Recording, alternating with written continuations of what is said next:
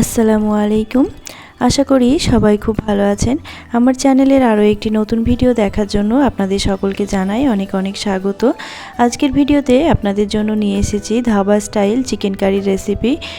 বাইরে ধাবা বা রেস্টুরেন্টে চিকেন কারি কিন্তু আমরা সকলেই খুব পছন্দ করি, আর বাড়িতেই যদি এরকম ধাবা স্টাইলে চিকেন কারি খুব সহজে বানিয়ে নেওয়া যায় তাহলে তো কোনো কথাই হবে না।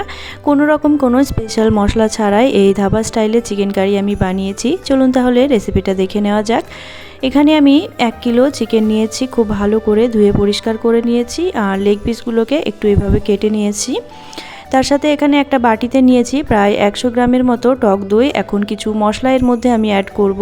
দিলাম 1 চামচ হলুদের গুঁড়ো, হাফ চামচ ঝাল লঙ্কার গুঁড়ো, তার সাথে দিয়ে দেব 1.5 চামচ ধনিয়ার গুঁড়ো, আর দেব 1 চামচ জিরের গুঁড়ো, তার সাথে দেব 2 চামচ কাশ্মীরি লঙ্কার গুঁড়ো, আর দেব এখানে 1 চামচ কসুরি মেথি।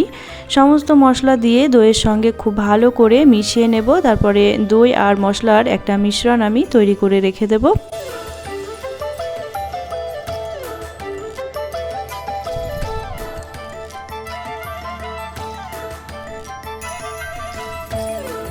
মশলা এখানে রেডি হয়ে গেছে, মশলাটা রেখে দেবো এক সাইডে। এখন গ্যাসে একটি কড়াই বসিয়ে দেব, তাতে দিয়ে দেব পরিমাণ মতো সরষের তেল। তেল এখানে খুব ভালো করে গরম করে নিতে হবে। তেল গরম হয়ে এলে খুন্তির সাহায্যে একটু এভাবে করে কড়াইয়ের গায়ে ছড়িয়ে দেব। তারপরে ধুয়ে রাখা চিকেনের টুকরোগুলো এক এক করে সব তেলের মধ্যে দিয়ে দেব। চিকেনগুলো দেওয়ার পরে গ্যাসের ফ্লেমটা মিডিয়াম টু হাইতে রেখে দিয়ে মোটামুটি 4 থেকে 5 মিনিট সময় নিয়ে চিকেনটা একটু ভেজে নেব। হালকা একটু চিকেনের কালারটা চেঞ্জ হয়ে আসা অবধি চিকেনটা একটু ভেজে নেব।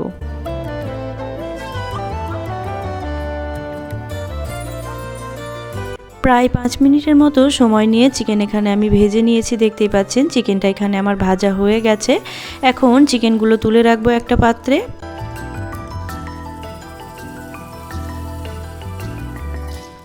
ওই তেলের মধ্যেই ফোড়নে দিয়ে দেব কিছু মশলা। এখানে আমি নিয়েছি 1 টুকরো জয়িত্রী, একটা বড় এলাচ, 4টে ছোট এলাচ, 2 টুকরো দারচিনি, তার সাথে নিয়েছি 5 থেকে 6টা লবঙ্গ আর 8টার মতো গোটা গোলমরিচ। দিয়ে দিলাম 2টো তেজপাতা আর 1 চামচ গোটা জিরে। ফোড়নের মশলাটা হালকা কয়েক সেকেন্ড একটু ভেজে নেব। তারপর দিয়ে দেব পেঁয়াজ কুচি। পেঁয়াজের পরিমাণটা একটু বেশি রেখেছি এখানে, আর পেঁয়াজটা এরকম পাতলা পাতলা করে একটু লম্বা করে কেটে নিয়েছি। মোটামুটি 7 থেকে 8 মিনিট সময় নিয়ে পেঁয়াজটা এখানে খুব ভালো করে লাল লাল করে ভেজে নিতে হবে। পেঁয়াজ এখানে আমার ভাজা হয়ে গেছে। এখন দিয়ে দেব আগে থেকে যে দইয়ের মধ্যে মশলাটা আমি রেডি করে রেখেছিলাম, সেই মশলাটা এখানে আমি দিয়ে দেব।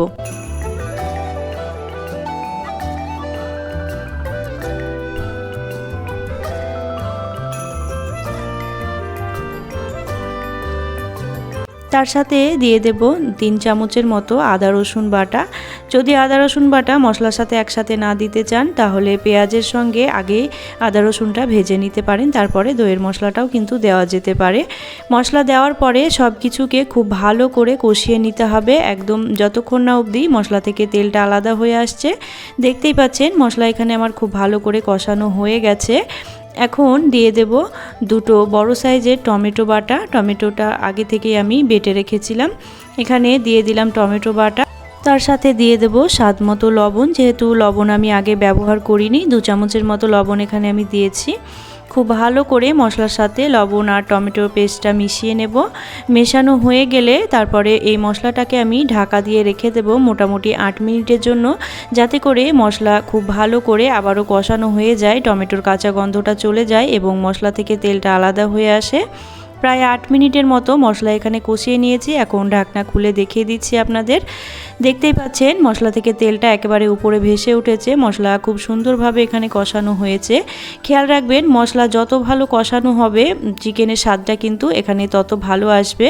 তাই মশলা কিন্তু খুব ভালো করে আমাদের সময় নিয়ে কষিয়ে নিতে হবে। মশলা এখানে কষানো হয়ে গেছে। এখন ভেজে রাখা চিকেনগুলো সব দিয়ে দেবো এক এক করে। চিকেন দেওয়ার পরে গ্যাসের ফ্লেমটা মিডিয়াম টু হাইতে রেখে দিয়ে মোটামুটি 7 থেকে 8 মিনিট চিকেনটাকে খুব ভালো করে কষিয়ে নিতে হবে একটু।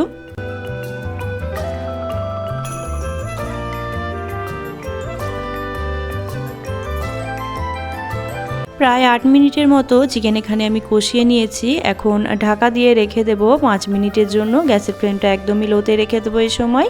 5 মিনিট পরে ঢাকনাটা খুলে আবারও একটু নাড়াচাড়া করে মোটামুটি 2 থেকে 3 মিনিটের মতো একটু চিকেনটা আমি কষিয়ে নেব।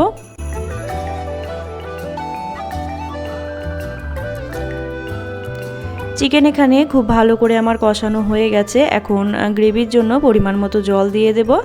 এখানে আমি 1.5 কাপের মতো জল ব্যবহার করেছি। জল দেওয়ার পরে খুব ভালো করে একটু মিশিয়ে নেব। তারপরে ঢাকা দিয়ে রেখে দেব প্রায় 10 থেকে 15 মিনিটের জন্য, যতক্ষণ না চিকেনটা খুব ভালো করে সেদ্ধ হয়ে আসছে।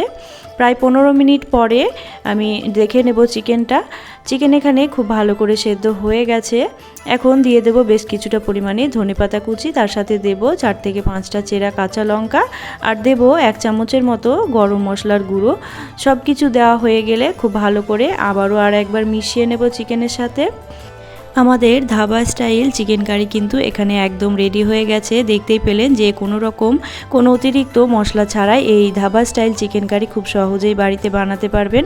এখন গ্যাসের ফ্লেমটা বন্ধ করে ঢাকা দিয়ে রাখলাম 5 মিনিটের জন্য। তারপরে চিকেনটা আমি এখানে সার্ভ করে নিচ্ছি।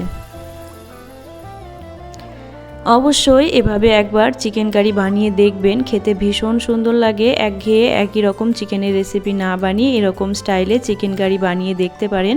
আশা করছি আপনাদের খুব ভালো লাগবে। আজকের এই রেসিপিটা কেমন হয়েছে অবশ্যই কমেন্টে জানাবেন। যদি ভালো লাগে তাহলে অবশ্যই একটি লাইক, শেয়ার, কমেন্ট করবেন এবং চ্যানেলটি সাবস্ক্রাইব করে পাশে থাকার অনুরোধ রইল। Thank you.